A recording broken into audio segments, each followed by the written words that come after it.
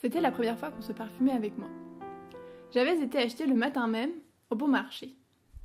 Marie m'avait repéré depuis longtemps. Je l'enivrais. Bois de santal, hibiscus, grenade. 200 francs pour la première de Don Juan. Il faut savoir se faire plaisir. Ce soir, elle jouait Elvire, Salfavar, au théâtre de l'Opéra Comique. Mais Marie ne jouera pas ce soir. Au bon marché, elle a aussi trouvé une bonne grippe. Alitée, elle m'a laissée sur le rebord de la fenêtre, dans sa loge.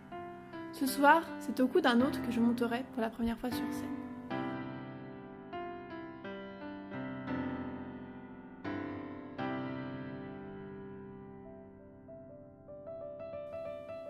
Ce n'est pas la première fois qu'Édouard se mettait du parfum.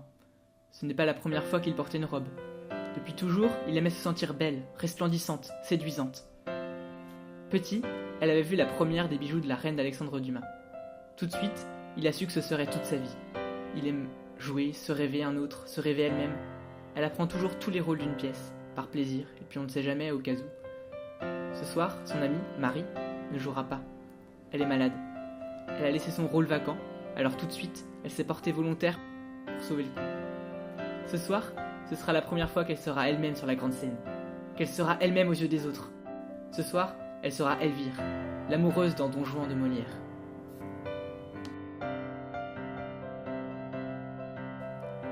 Ce n'est pas la première fois que Barnabé joue Don Juan.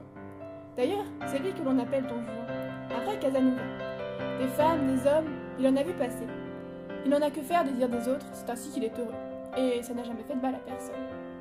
Mais ce soir, pendant la représentation, il va se passer quelque chose. Ce soir, ce ne sera pas comme d'habitude. Ce soir, il va tomber amoureux. Ce n'est pas la première fois que j'accueille une nuit d'amour. Je suis un vieux canapé maintenant, un peu décrépit, avec des trous de souris et le rembourrage qui ressort de partout.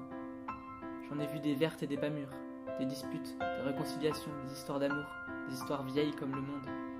J'en garde des secrets. Plus personne ne s'intéresse à moi aujourd'hui. D'ailleurs, je vais sans doute bientôt être jeté, remplacé. C'est vraiment dommage. J'ai plein d'histoires à raconter. Il suffit juste que vous tendiez l'oreille, que vous preniez le temps d'écouter le silence quelques instants. Vous pourriez m'entendre murmurer.